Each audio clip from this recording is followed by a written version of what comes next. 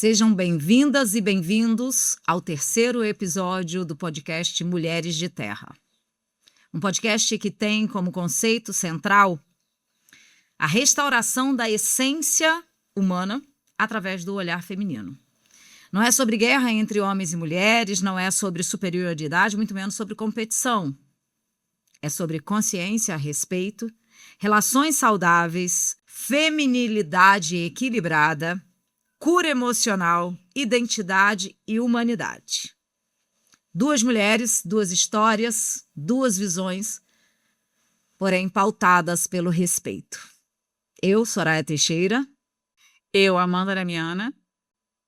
Juntas em mais um podcast, onde trazemos para compartilhar com vocês, mulheres e homens também que com certeza se interessarão para ouvir o que essas mulheres estão falando e pensando, mas com o objetivo de trazer conforto, leveza, mais tranquilidade, mais consciência, mais respeito, inclusive, entre nós mulheres.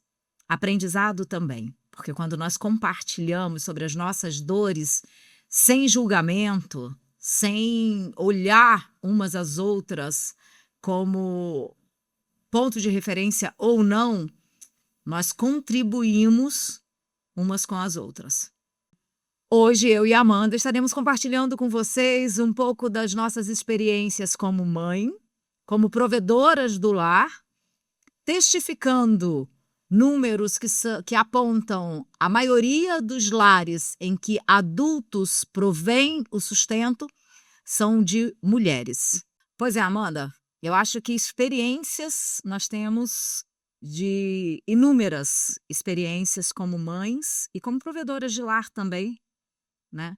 O que também traz sobre nós não só responsabilidade, mas um peso sobre a educação dos nossos filhos, sobre a alimentação, sobre o sustento, não só da nossa casa, mas principalmente dos nossos filhos. Porque uma mulher sozinha, se ela mora sozinha, é só o corpo dela, ela tem a responsabilidade e o peso é muito menor. Mas quando tem um filho na história, quando tem 2 filhos, 3 filhos, que a gente sabe que é a realidade de muitas mulheres, quanto de peso isso traz para nós mulheres. Eu atuo na área de família, né, advogando na área de família, e o maior número dos meus casos são ligados à pensão alimentícia e guarda. E isso aí fica muito latente, né? O quanto que a mulher se desdobra 1000, se for necessário, para prover o sustento dos filhos. A gente vê casos assim aterradores de pais. Eu tive recentemente uma audiência em que eu saí estarrecida, porque o pai foi viajar para o exterior, ele já estava quase 1 ano sem pagar a pensão à filha, e ele disse que não tinha como pagar aquele valor, mas teve para comprar uma passagem caríssima para a Europa. Ele falou isso na audiência. E ainda questionou o valor que a mãe recebia, porque ele disse que era impossível, com o valor que a mãe recebia, ele ter que pagar aquele valor que estava sendo pedido de pensão. Não tem sem a menor noção do que a mãe fazia, tirava dela própria, provavelmente, para prover o sustento do filho. Então, quando a gente pensa em maternidade, sobretudo a maternidade solo, a gente entende que isso afeta a saúde da mulher física e mental. Inclusive porque ela acaba tendo mais dificuldade de ingressar no mercado de trabalho, né? Ainda tem esse porém, porque como é que sustenta a casa tendo a dificuldade ainda de ingressar no mercado de trabalho? Eu não sei, mas se a gente tiver, eu espero que tenha algum homem na nossa audiência que possa responder pra gente se, quando você vai fazer uma entrevista de emprego, te perguntam com quem você vai deixar o seu filho quando você ficar doente. Eles não perguntam isso. Eles perguntam para as mulheres. Eu já fiz muitas entrevistas em que me foi perguntado com quem fica seu filho, quantos anos ele tem. Então, Porque subentende-se que a obrigação de cuidado para com o filho é da mulher e não do homem, né? sempre da mulher. Sempre da mulher. Tanto é que o homem tem um filho, ele muda de estado, ele vai para outro lugar. Tá óbvio que não são todos os casos. Há as exceções, mas exceção não é regra, né? Mas o homem continua com a vida que ele sempre teve. A mulher não. A mulher, ela se desdobra em mil, a vida dela muda por completo, né? Você esquece que é mulher às vezes. Sim, sim, sim. Tem aquele período em que você esquece que existe uma pessoa ali dentro de você que tem os sonhos, que tem os desejos, que gosta de fazer determinadas coisas, e você passa a ficar voltada ali só para a maternidade. Isso é natural. Eu acho que isso acontece com a maioria de nós. Não deveria. Eu acho que é um período que é necessário, Soraya. Eu acho que Partimos para a discordância, né? eu acho que Porque eu penso que a mulher, desde o puerpério, ela precisa começar a dominar essa necessidade de, em todo tempo, ser a mãe. Porque a qualidade das mulheres, a gente vê hoje algumas mulheres, a qualidade de vida de uma mulher, que ela entende que. Também eu vou fazer uma outra pontuação, quando ela tem uma rede de apoio, né, para ela fazer isso, né? Porque a grande maioria não tem. Quando a mulher tem uma rede de apoio em que que entende que ela tem uma necessidade de dormir, por exemplo, tantas horas no dia, para que ela seja presente, porque quantas mães amamentam dormindo junto, né? Quantas mães alimentam comendo junto? Ela não tem uma hora para ela. E a qualidade da entrega para o seu próprio filho é muito rasa em relação a essas mulheres que, por exemplo, têm uma rede de apoio, seja lá do pai da criança, ou de uma avó, ou de amigos, não sei. A gente sabe que isso é em número muito pequeno, né? Ainda deveria ser uma realidade muito maior, mas não é. Mas o peso que vem sobre essa mulher, essa carga, eu entendo que a mulher não tem. Eu vivi isso. Eu vivi ter um filho, estar separada. Ser mãe, pai, a provedora, aquela que se está com febre na escola. eu gosto muito da expressão ser mãe. O meu filho, por exemplo, tinha costume de Dia dos Pais mandar para mim Feliz Dia dos Pães. Tipo assim. Mãe. Pai e mãe ao mesmo tempo, sabe? Mas eu experimentei as dificuldades do ser mãe, do ser separada, do ter que prover, do passar a dificuldade em relação à tal da pensão alimentícia. Eu não só vivi isso como profissional dentro do sistema de garantia de direito, como vivi isso como mulher, como mãe, como ex-mulher. Eu vivi isso na pele, sabe? Então, eu sei que eu tenho propriedade para falar, não só como profissional, de milhares de casos que eu acompanhei, porque em várias áreas do sistema de garantia de direito em que eu atuava, garantir o direito da criança também estava ali dentro, também estava no pacote, um advogado atuando no litígio e eu como a garantidora de direito da criança, né? Então, você entender que essa necessidade de que a mulher está sempre defendendo ela e a criança ao mesmo tempo, né? Eu vivi isso na pele. Então, para a gente, você viveu muito disso na pele. Então, eu acho que até a gente segue essa paixão por querer trazer as nossas experiências para outras mulheres, porque não são experiências vividas só profissionalmente, mas a gente também viveu isso na pele. A gente consegue sentir a dor de uma outra mulher quando ela fala sobre ela não conseguir dormir à noite porque o bebê chora, o que é que ela vai fazer no final do mês porque as contas dela não fecham, enfim. E aí chega um ponto, né, quando você está totalmente voltada para a maternidade, que você fala assim: eu odeio ser mãe. E aí vem um monte de outras mulheres questionando. Você sabe que tem um perfil de uma mulher que é exatamente isso? Eu adoro ela. Ótimo.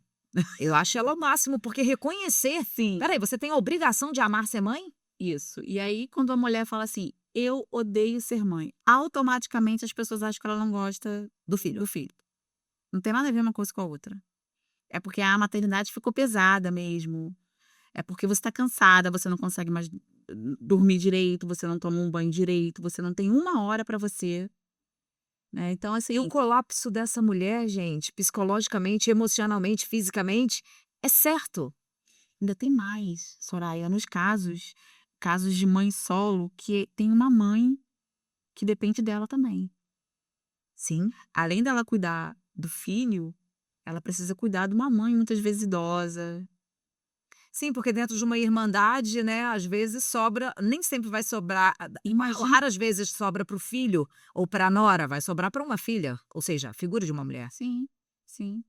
É sempre a mulher sendo colocada de novo nesse lugar De cuidar. do cuidar.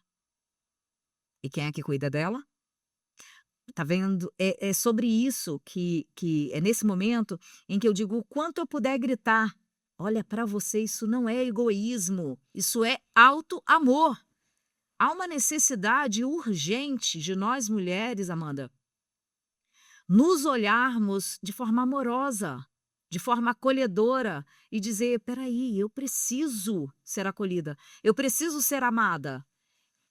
E eu não preciso depender de um terceiro ou de uma terceira para fazer isso comigo. Eu posso me acolher, eu posso me amar. Isso não a vida inteira. A própria decisão de ter ou não ter filhos já passa por aí, né? Por esse cuidado. Porque muitas mulheres decidem ter filhos não porque elas querem, mas porque o parceiro quer ter um filho. Porque a pressão da sociedade aponta para ela uma arma quase que mortífera Eu tenho uma de amiga, questionamento. que regulei por volta dos 40 anos, que ela simplesmente parou de ir em festas infantis durante um tempo. Porque as pessoas perguntam: e aí, quando é que vocês vão ter filhos? Porque é uma imposição. Sim, E aí é uma imposição, e que quando o homem não decide que ele não vai viver aquilo mais, ele tem total liberdade para dar as costas e ir embora. A mulher não, ela fica. Ela sempre fica. Aí tem aquela velha, né, o filho sempre é da mãe. sim, sim. É pesado demais para a mulher em todos os sentidos quando o assunto é filho. E parece que para o homem não é esse peso. Isso, Não que bom. existe. A gente hoje vive uma realidade de muitos homens assumindo os seus filhos de forma assim, muito, muito até boa de se ver, sabe, Amanda? Que não é nada excepcional, né? É minha opinião, é mais que obrigação. Sim, mas a partir do momento em que a gente vem de uma realidade em que a gente não vê isso, porque a realidade é essa. Ah, cara, se a gente parar, se eu te perguntar, quantos homens você conhece que assumiu os filhos e a mulher entregou para o pai? Cara, Pensando assim rápido, 2. tá, e aí se bobear a gente nem consegue nem pensar. Não consegue nem lembrar de alguém, né. Quando, em contrapartida, a mulher é normal para nossa sociedade que a mulher fica com os filhos. E quando o pai quando o pai simplesmente assume dizer: "Não, eu posso cuidar, eu posso ficar", sobre a mulher vem o título de abandono. Abandonou, não quis os filhos, foi viver a vida dela e ela não quis os filhos. Ela Exatamente. nem tem o direito de compartilhar essa guarda de forma: "Não, ele vai cuidar". Não pode, porque é uma obrigação que Da a mulher. sociedade enxerga como estritamente feminina. Os Exatamente, filhos vão ficar com a mãe. exatamente. Quando é que a mulher se sente, livre para dizer: "O filho também é meu, também é meu, Nunca, eu também. mas ele é O seu, filho é então toma", meu. sabe aquele ditado: "Toma que o filho é seu"? Quando que uma mulher se sente no direito de fazer isso? Raras que têm a coragem de fazer isso, elas são intituladas como as mulheres que abandonaram, não quiseram os seus filhos. Sim, eu conheço um caso, né, de uma mulher que ela foi estudar não, foi trabalhar num outro país e ela deixou a filha com o pai. E a vida dela virou um verdadeiro inferno, porque ela foi tentar uma vida melhor, o pai decidiu que ficaria com a filha, eles estavam juntos, nesse processo dela ir para um outro país, eles se separaram, e aí pronto. Ela virou abandonadora de filhos, não queria saber da filha. Foi um processo, inclusive, bem penoso. E a gente enxerga, né, inclusive o próprio judiciário, tá? O machismo que rola dentro do próprio judiciário nesses casos. Então, você como advogada de vara de família, você sente o peso do machismo voltado para essa questão da quando há um litígio, né, a balança para onde ela vai pender mais, né, onde ela vai pesar mais. Isso é muito claro. E aí, a gente entende que é por causa do machismo. Eu, dentro do sistema de garantia de direito de criança e adolescente, muito me afligia ver também posicionamentos machistas que, inclusive, traziam prejuízos para a criança, exatamente pelo fato do machismo imperar. Por exemplo, um juiz que acha também que o valor irrisório de pensão tá bom. Isso aí é uma das minhas maiores, assim, mágoa, um dos maiores desânimos que eu tenho com o judiciário brasileiro, que é a facilidade, quer dizer, que é como eles empurram uma questão tão importante, que é o sustento da criança, para uma audiência de conciliação em que tem muitos conciliadores que meio que forçam a mãe a Aceitar. aceitar aquele valor. Por isso que eu sempre falo, não vão para audiência de conciliação relativas à pensão alimentícia, guarda sem advogado. Já teve caso de não me mandarem a audiência ser virtual, não me mandarem link e o cliente mandar a mensagem: "Ó, estão me forçando aqui", e eu entrar no meio e ser assim, nitidamente, maltratada, né, não maltratada, mas assim, sentir a conciliadora com má vontade, porque eu tinha atrapalhado um acordo que ia ser feito ali, que ia ser prejudicial para a criança.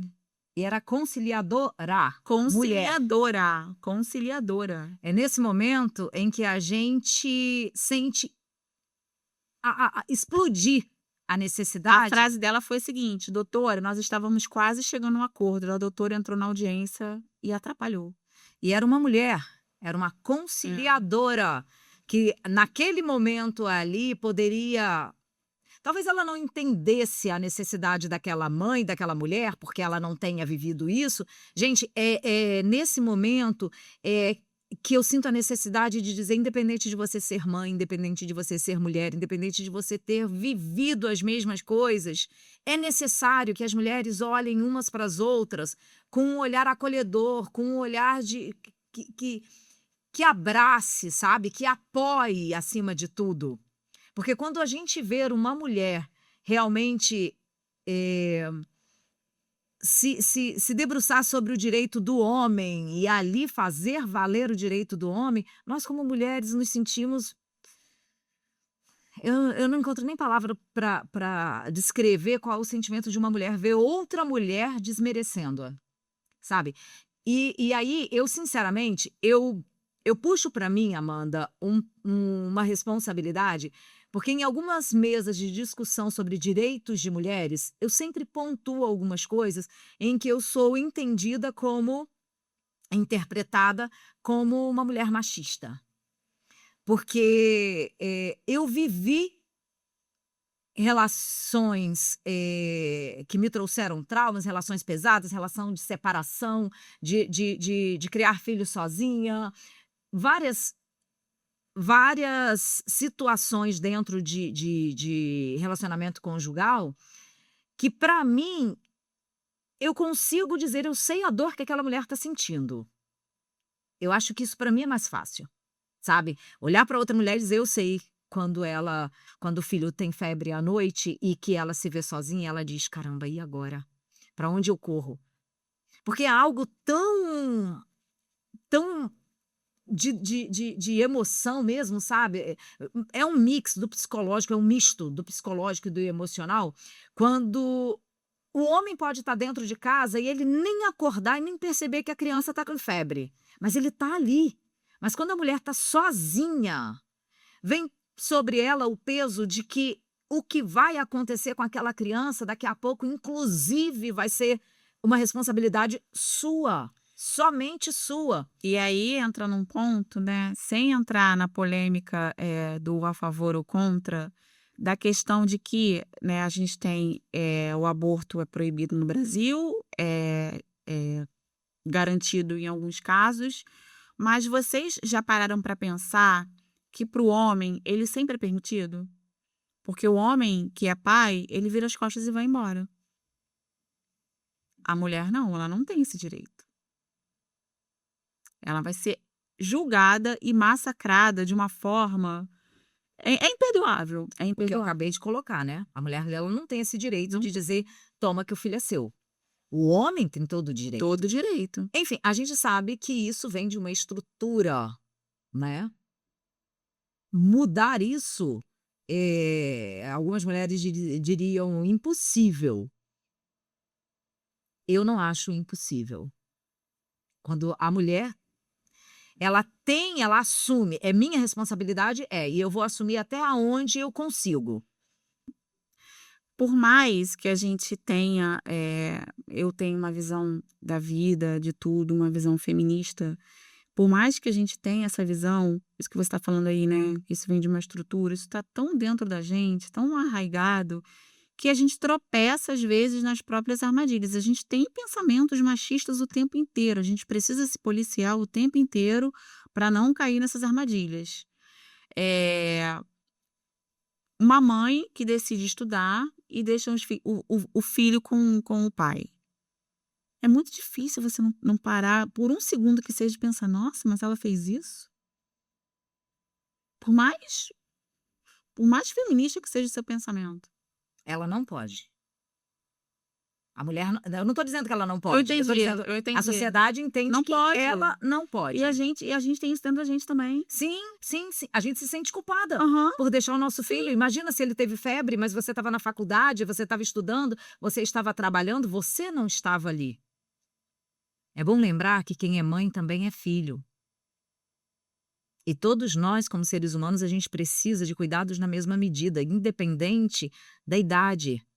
Uma mãe precisa de cuidado tanto quanto o filho dela. Até porque a qualidade de estrutura dada para essa criança vai depender da qualidade de estrutura que essa mãe tem. Sim. Nós vivemos numa sociedade que não ampara essa visão, né? A mulher é de ferro. Ela consegue, ela vai, ela faz. E se não fizer, problema é dela. Porque a responsabilidade é dela. Enfim, tanto você como operadora do direito, como advogada que está dentro da área, assistindo casais nesses litígios, eu tendo atuado dentro da garantia de direito de criança e adolescente, que não é só uma violação contra a criança, que eram casos que chegavam até a mim, porque um litígio automaticamente traz um dano, traz uma violação de direito para a criança. Eu me lembro que quando eu estava cursando direito, na sala de aula era sempre assim. E é uma coisa que eu gostaria muito de trazer aqui para que, de repente, outras mulheres entendam os limites da interpretação e do próprio conhecimento do direito em relação a essa pauta. Pensar em criança e adolescente, quando a gente pensa num litígio, a gente pensa no homem e na mulher, na separação do homem e da mulher. Não se pensa na criança. A criança só vai entrar ali no contexto, na guarda, vamos organizar a guarda com quem vai ficar, com quem não vai ficar, e na pensão alimentícia. Mas as outras questões relacionadas a essa criança não são levadas em conta. E isso, para mim, é uma das maiores violações de direito. Que começa, inclusive, pelos pais. Que não conseguiram, entre eles, decidir o que é melhor para o filho. Precisa de um terceiro, uma terceira pessoa. Sim, a gente entende, Amanda, que um momento de separação é um momento muito dolorido para um, para outro, ou de repente para os dois, em que os dois Pois estão é, mas se você completamente decidiu ser responsável por um outro ser humano, você tem que entender que você vai ter que abrir mão de alguma coisa Sim, enquanto esse ser humano não for capaz de tomar conta dele sozinho. sim, mas isso a gente gostaria que fosse assim, Sim, né? claro. Não é a realidade. Então, quando eu estava cursando direito, dentro da sala de aula, todo o assunto que permeava ou que era relacionado ao Estatuto da Criança e do Adolescente, praticamente a sala inteira apontava e dizia assim: manda para Soraya. É a única que custeia uma faculdade particular para ter problema e não ganhar dinheiro. Era essa fala que eu ouvia dentro da sala de aula, no curso de Direito. Ninguém queria saber de direito de criança e adolescente. E aí eu bato na tecla, Amanda, de que será realmente um descaso ou será o juiz que está ali diante de um litígio entre o pai e uma mãe, numa regulamentação de guarda ou de pensão alimentícia, eh, ele está ali atuando como um machista ou como alguém que não tem conhecimento de causa? Fala, poxa, Sara, mas um juiz não vai ter conhecimento de causa de como lidar com isso? Eu acho que não tem. Não tem. Você estudou, você cursou direito, eu cursei direito, e nós sabemos que o que é que você tem de estrutura dentro desse curso para você. Eu vou além ainda. Eu vou além conhecimento de vida mesmo. Conhecimento de vida, da situação. Conhecimento de vida já é o outro peso dentro dessa balança. Porque assim, você Sob essa conhecer balança. o direito, né, em nível material é uma coisa. Agora, você entender a necessidade daquela família, daquela criança, é outra coisa totalmente diferente. Sim, mas olha, a própria, o próprio manejar a lei não lembra que existe uma criança. O direito da criança e do adolescente sempre foi algo. Eu sou eternamente defensora do Estatuto da Criança e do Adolescente, que eu sei que é uma outra polêmica, que a maioria das vezes a gente ouve falar que, desde que esse estatuto entrou aí, virou uma bagunça. E eu digo: o problema não é a lei, o problema são os operadores da lei. Para mim, isso é muito claro. É porque eu acredito que as pessoas acabam por enxergar o outro como um número de processo. Você não se envolve. Até porque tem a sobrecarga do judiciário também, que a gente sabe que existe. Mas quando você trabalha com o assunto, dificilmente você vai deixar de entrar no automático. Você já vai automático. Ai, Amanda, desculpa, eu discordo de você disso, porque quando é, por exemplo, os advogados criminais, isso não acontece lá, Será? porque existem outros interesses. Eu sempre Você fui, diz o interesse financeiro, de repente? principalmente, não só o interesse financeiro, mas aquele interesse também de você, como profissional, provar que você é uma boa profissional, de que você conseguiu, sabe, tratar aquele processo ali, ganhar aquela causa. Nesses termos, para mim é muito claro que há muito mais empenho. Para mim sempre foi uma frustração assim desmedida o pouco caso que sempre foi feito em relação ao direito da criança e do adolescente. E aí eu me esbarrava na frustração de olhar pais e mães, que a começar por eles, a não ter o interesse de proteger o direito da criança e do adolescente. Inclusive, no próximo episódio, a gente pode falar sobre a redução de maioridade penal. Bem, em relação à criança e adolescente, nós temos temas assim inúmeros para poder falar, lembrando inclusive que o próximo ano, 2027, é um ano de processo de escolha de conselheiros tutelares, que é sempre foi uma bandeira da qual eu levantei, que se os pais não defendem, não garantem direitos, nós temos o conselho tutelar para defender, e aí eu tenho certeza que aqui vai vir uma enxurrada de comentários dizendo: pelo amor de Deus, Soraya, que conselho tutelar defende o quê? Conselho tutelar defende qualquer outra coisa, menos a criança e o adolescente, só vem para atrapalhar. Eu também conheço essa realidade, infelizmente, porque era dolorido demais perceber que o órgão que foi instituído para garantir direito também era o primeiro a violar. Sempre foi. Em todos os lugares. E olha que eu atuei com conselheiros tutelares. Eu fui conselheira tutelar e eu atuei em formação de conselheiros tutelares no Brasil, pelo Brasil afora. E a minha experiência, eu posso carimbar.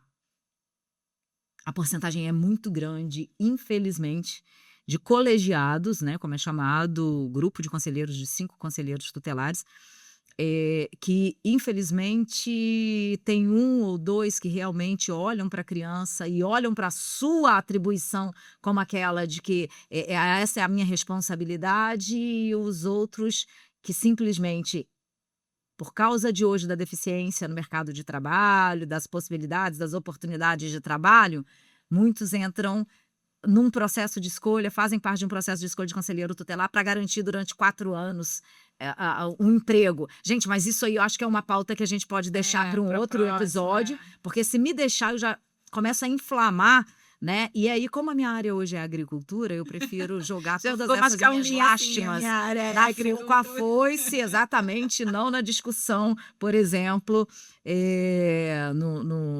diante de pais e mães dentro de uma causa de litígio aí, relacionada à garantia de direitos de criança e adolescente. Mas para quantas mulheres e quantas mães, nesse momento, nesse tempo, estão sob o peso não só da responsabilidade, mas o peso em que a sociedade coloca sobre ela, de ter que assumir esse filho sozinha, como se ela tivesse feito esse filho sozinha. A gente pode falar, inclusive, que a maternidade, mesmo quando existe um pai ali, ela ainda é um pouco solo ainda. Sim, porque a cultura da nossa sociedade diz que o homem sai para trabalhar e a mulher cuida da casa. Quem é mãe sabe quem é que vai na reunião das escolas. Você não vê quase pai. Você vê, óbvio, não, mas é a minoria. São as mães que vão. Sim. Se a mãe trabalha, ela precisa perder um dia dela de trabalho para ela ir, normalmente. É a mãe quem leva ao médico. Olha, eu acho que esse tema, Amanda, é um tema tão vasto. Outro dia, estava assistindo um programa de televisão e era sobre uma festa que estava acontecendo. Foi esse último feriado que teve. Eu sou super desligada com o negócio de feriado, mas foi o último feriado que teve, que eles fazem aqueles tapetes, Corpus Christi. E aí o apresentador, ele estava falando lá, brincando, do jeito muito espontâneo, e ele falou assim, olha lá as crianças fazendo farra, a roupa toda suja, depois vai sobrar para a mamãe lavar. Isso já é, automático. É a mãe, é só a mãe que tem a obrigação de lavar, os pais não vão Ele falou no automático, assim. Bem, mas eu também vou pontuar aqui, inclusive parabenizar, porque eu conheço, inclusive eu tenho amigos, eu tenho pessoas na minha família, eu tenho a honra, por exemplo, de ter homens na minha família que eu tenho uma referência muito boa de pai. Homem, para mim, a minha primeira referência era o meu pai. O meu pai era um pai muito cuidadoso. Era um pai-mãe. Não desmerecendo a dessa expressão pai e mãe, gostei. Porque a gente sempre vê a mãe, pai, mas eu também tive um pai e mãe. E eu tenho hoje na minha família, eu tenho orgulho, eu tenho prazer de conviver com homens que são pais e mães, que sabe, que chegam junto ali das Eu esposas. acho que eles não estão fazendo mais que a obrigação deles. Não estão, mas dentro de um parâmetro onde a Aliás, realidade... Falta muito ainda para eles chegarem ao mínimo da obrigação. Eu concordo com você, Amanda, mas eu acho que valorizar isso seria quase que desmerecer as mulheres, desmerecer toda a problemática que a mulher vive em relação a isso. Parece que eu estou enaltecendo, olha, parabéns para vocês. Vocês não fazem nada mais que a obrigação de vocês. É bem verdade, mas que bom que a gente pode conviver com homens que, independente de não ser mais que a sua obrigação, fazem. Sabe? Porque servem de exemplo para outros homens. Porque, inclusive, você sabe que tem homens que eu sei, porque eu tenho amigos que diziam, olha, eu tinha vontade de cuidar mais, Mas eu confesso para você que fica aquela coisa de dizer, o homem que cuida demais da casa e da mulher, daqui a pouco é tido como nem homem é. Até esse, olha isso, gente, é polêmico, é muito polêmico. Então, aquele homem também que tem a coragem de dizer, não, eu assumo que eu sou pai, que eu sou marido. Mas os homens têm coragem de tanta coisa, o que é isso eles não têm? Amanda, eu volto lá nas mulheres. Onde foi que as mães desses homens... Não, cara, eu não sei. Eu adoraria ouvir profissionais que trouxessem para a gente esse contexto, porque eu posso estar sendo, inclusive, injusta com as mulheres de dizer, está sobre a responsabilidade, sim, das mulheres de criarem homens em cima da máxima de que metade são mulheres e metade são filhos, tem que lembrar filhos delas. Que a educação que essas mulheres receberam foi uma educação machista. Então, elas criaram os filhos a partir dessa educação machista que elas receberam. E assim foi reproduzindo esse machismo que a gente hoje chama de machismo estrutural. Porque é tão dolorido, Amanda, a gente constatar que se os números mostram que a grande maioria dos lares de adultos com os seus filhos são ocupados por mulheres, não tem como a gente não trazer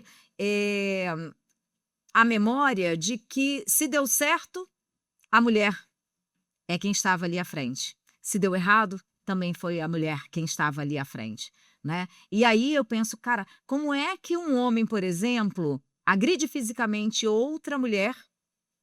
Porque é isso aí, eu sei que perpassa aí por outras questões, né? Outras, dentro da psiquiatria, dentro de outras questões, mas que se eu ensino meu filho a valorizar e a amar uma mulher, eu acho que isso é uma necessidade urgente dos pais começarem a ensinar os seus filhos homens, ok? Desculpem aí, filhos homens, mas é isso para deixar muito claro, sabe? De que a necessidade urgente de ensinar a esses homens, a esses filhos, a olharem as mulheres como seres que merecem, que precisam. E tudo parte de uma questão muito simples. Eu sempre falo isso. Essa frase eu falo toda hora. A responsabilidade que os pais, né, tanto a mãe quanto o pai, eles têm de criarem filhos funcionais. Porque você cria uma filha funcional e muitas vezes um filho totalmente disfuncional, que não vai ter responsabilidade para com o mundo, para com a sociedade, para com outras mulheres. É isso, Amanda. Eu acho que, mais uma vez, esse terceiro episódio do podcast Mulheres de Terra, que tem por intenção trazer a mulher para a sua forma mais original, colocar sobre a mesa as nossas dores, as nossas indignações, aquilo que a gente não consegue aceitar, ter vivido e aceitar que mulheres continuem a viver. Mais uma vez, como um apelo até, nós precisamos nos unir, nós precisamos sentar, nós precisamos conversar, ainda que virtualmente. Nós precisamos tratar de dores que atingem a mim, que atingem a Amanda, que atingem a você que está aí do outro lado da tela, que atingem a rica, a pobre, a negra, a branca. Essas dores, quando compartilhadas, quando carregadas umas pelas outras, de forma amorosa, de forma respeitosa, vai ser muito mais leve a caminhada, muito mais leve o processo. Entre nós mulheres, você diz. Entre nós mulheres, sabe? E essa é a proposta. Nós estamos no terceiro episódio do podcast Mulheres de Terra, mais uma vez, intensificando a proposta desse projeto. Sermos pontes, sermos caminhos, a dizer, nós vivemos isso, nós sentimos essas dores, e nós queremos compartilhar com vocês, tanto para que a gente receba de vocês falas, posicionamentos, tratamentos, que torne a nossa caminhada também mais leve, quanto as nossas vivências possam levar para vocês também essa visão de que nós juntas nós podemos, nós juntas nós conseguiremos, nos respeitando, nos amando, sem competição, sem olhar uma para a outra, Um olhar conciliador. conciliador, sabendo que a sua dor também é minha como mulher. E no resto, a gente conseguir, através de toda a conclusão que a gente chega desses bate-papos, a gente conseguir tirar, ainda que seja uma lição para a nossa vida, a gente dizer, poxa, aquilo que a Amanda falou, aquilo que a Soraya falou, eu já vivi isso. E peraí, eu quero ouvir da Soraya e da Amanda, E como é deem que elas suas conseguiram opiniões superar, né? Como elas conseguiram superar. Não como professoras aqui, não como quem detém o poder de se refazer, de A gente podia se... combinar de contar histórias aqui, né? Se alguém quiser contar a história da vida pra gente, a gente recontar aqui. Seria uma. Eu acredito piamente, Amanda, que o que você viveu de dor e como você superou, sem a pretensão de dizer eu sou aquela que conseguiu e simplesmente porque eu sou melhor que a outra. Não, eu sou aquela que conseguiu e posso servir de um espelho para te ajudar a ultrapassar esse momento de dor. E essa é a única e exclusiva intenção desse momento aqui de compartilhamento desse podcast Mulheres de Terra. A gente fica por aqui. Espero que as nossas trocas tenham sido muito valiosas, pelo menos para mim e para a Amanda, que a gente troca aqui nos acrescenta e que para você também seja. E comenta aí embaixo se concorda, se discorda, qual a sua opinião sobre o que a gente expôs por aqui. E mais uma vez a gente pede profissionais, psicólogas, psicanalistas, nutricionistas, contribuam, porque nós mulheres, nós só precisamos de acolhimento, de abraço, de apoio, de nos aquecer umas nas outras. Curte, compartilha e comenta.